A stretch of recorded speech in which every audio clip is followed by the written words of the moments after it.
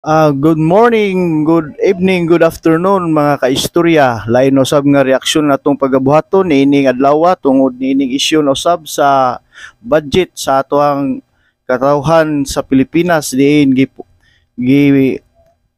wa kini uyoni ni Presidente Duterte tungod kay daghan sa istorya nga diin dili kuno kini tinuod o wa kuno kini siya klaro gani nisulti ni siya nga na kuno yung mga blanco nga papel diin iya gyud kining gisupak nga kining dili jud kuno ni siya legit mga kaistorya no, pero nining balita atong paminawon mga kaistorya diin nagasulti gyud si PBBM nga nagamakak kuno namakak kuno si President Duterte nga wala kuno siya mahibaw nga unsa gyud ka lehitimo nining budget no mga kaistorya. So morning balita atong buhatan o reaksyon mga kaistorya mao ni atong paminawon. He's lying. Diretsang sagot yan ni Pangulong Bongbong Marcos kay dating Pangulong Rodrigo Duterte. Pinuna kasi ni Duterte ang mga blanco raw sa BICAM report ng 2025 national budget kaya hindi raw ito dapat na isabatas. May report si Jonathan Andar. Ito yung mga blanco. Nagpas ilungid blank. Mabigat ang mga paratang ni dating Pangulong Rodrigo Duterte hinggil sa 2025 national budget. Sa hawak ni Duterte na aniyay kopya ng Bicameral Conference Committee o BICAM report, blanco umano ang halagang inilaan para sa ilang item. Karamihan daw sa mga ito nasa pondo ng Department of Agriculture dahil dito illegal at hindi raw pwedeng ipatupad ang 2025 General Appropriations Act na pinirmahan ni Pangulong Bongbong Marcos. So mao ni siya mga kaistorya no, gi supak gyud o wa gyud siya motuo sa kining paghatag o katinawan ni PBBM nga mao gyud kuno siya ang blanco kuno apan gi sulti ni PBBM nga legit ni siya way blanco nga nahitabo gani ang mga senador nagahisgot ni sulti gyud sa media nga wala gyud blanco ug unsa gyud nasud ini kahang kining istoryahan ni kanhi Presidente Duterte nga moingon magid siya nga nakunoy blanco. So ang kining mga katawhan sa tibok Pilipinas mga kaistorya nagtan-aw ni nga bahong isyu kay dako-dako ni siya nga isyu mga kaistorya kay mahog ni siya nga mahog og kining matawag og nakurakot ba ni siya o unsa ba ni siya nga pagka-istorya mga kaistorya din nganong ingon magid si President Duterte nga nakunoy mga blanco nga gipahatag or sa diha sa BICAM nga mga report. So kini mga kaistorya kining BICAM mo ni siya ang ahensya sa gobyerno nga dito na siya kuha ni siya sa mga kanang report dito pakita na to nga pakita na siya sa website sa gobyerno nga kita kung unsa gid ang mga daghan sa mga kining sa mga kuan gyud kining budget sa tibuok Pilipinas.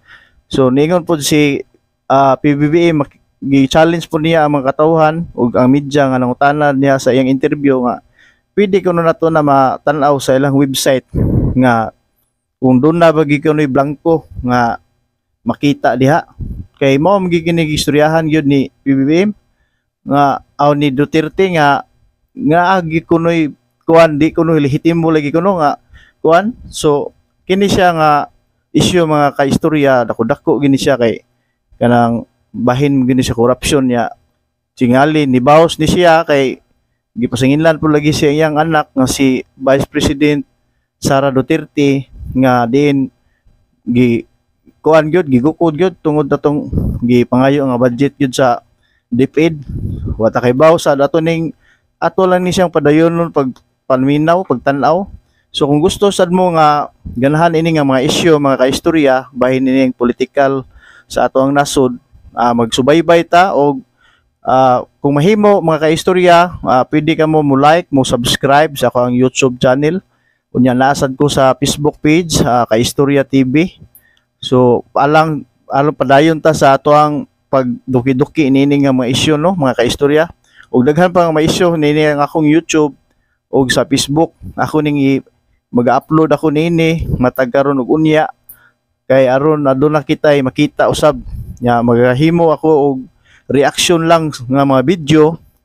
So mao na atong pagabuhaton mga kaistorya, ug doon na kamoy mga komentaryo usab, pwede ka mo mo comment sa comment section sa ato ang Facebook page o sa YouTube channel Kaistorya TV. So mao ni mga kaistorya no atong tiwason og paminaw nining balita dinhi sa GMA Integrated News. That is falsification of law, criminal action. You can all go to jail for that. Ang minsang nagsilbing chairman ng House Appropriations Committee na si Davao Congressman Isidro Ungab ang nakapansin daw sa mga blanco. He's lying. He's a president. He knows that you cannot pass a GAA without with a blank. Sa kasaysayan ng buong Pilipinas, hindi pinapayagan na magkaroon ng item ang GAA nang hindi nakalagay kung ano yung project at saka ano yung gastos, ano yung pondo.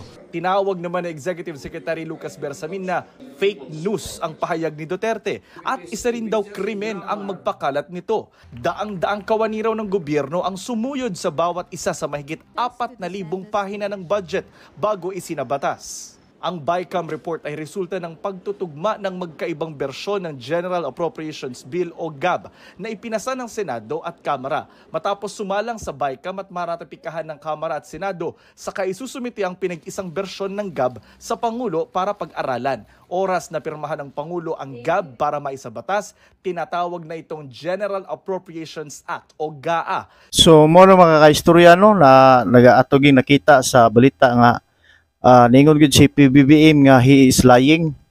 Na he is lying, pero dunay usa to ka congressman nagasaysay nga nakakita kuno nga doon na lagi kuno blanco nga mo to nakaingon si Duterte nga kanang wa kuno klaro nga kini nga budget kay na kuno blanco asa ni padung. Mao ni siya nga ato gining subaybayan sa mga kaistorya. So kini siya mga kaistorya, dako gini siya gid nga isyu kay mao ni siya no nga nganong nakasulti gid ang kanhi presidente Duterte nga kanang na kuno kuan mo gipakita gipadayag ba niya ba nga murag gikurakot una na corruption ba wa siya moingon nga corruption, pero sa klaro tataw mangod nga nganong moingon siya nga dunay blanco nga kining bahin sa kining budget nga wa kuno asa ng kwartaha padung. So ato makita mga kaistorya nga siatab gyud si Duterte nga kuan gyud kining wa asa lagi kuno na padung nga budget apan nagaingon magyud si PBBM nga he's lying. So ato ning paminawon ng sunod nga balita mga kaistorya no. Sa pagsusuri ng GMA Integrated News Research sa presentang dokumento ni Duterte, blanco ang halaga na ipapalit sa mahigit 74.57 billion pesos ng NIA o National Irrigation Administration sa ilalim ng Agriculture and Fisheries Modernization Program o AFMP ng Department of Agriculture. Pero sa 2025 GAA, hindi ito blanco. May 56.42 billion na alokasyon ang NIA para sa AFMP. Giit ng Department of Budget and Management, kompletong dokumento at walang blankong mga pahina o kulang na detalye ang GAB na isinumite sa Pangulo.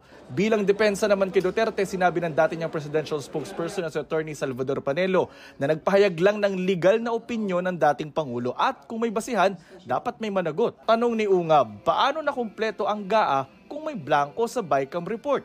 Bakit pinirmahan ng mga mambabatas ang tinawag niyang depektibong BICAM report at niratipika ito? At bakit daw pinirmahan ng Pangulo ang isang depektibong batas?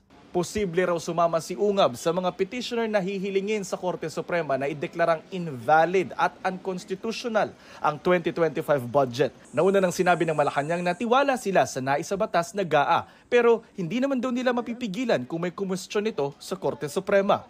So mao to mga kaistorya no nga kuan gyud kanang question lagi sila si ang Ungab nga kuan lagi kuno questionable lagi kuno apan mo na siya ato ning pagasubaybayan mga kaistorya kay padayon po gini nga giimbestigar pod nila sa mga nag-question na ni sa mga ka grupo ni kanhi Presidente Duterte ila gining gi-question lagi.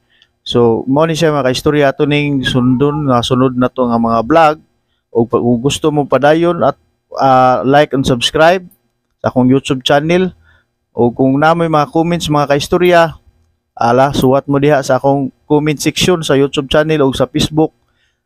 So mo rin sunod mga kaistorya no. Salamat, sunod na to nga vlog. Salamat.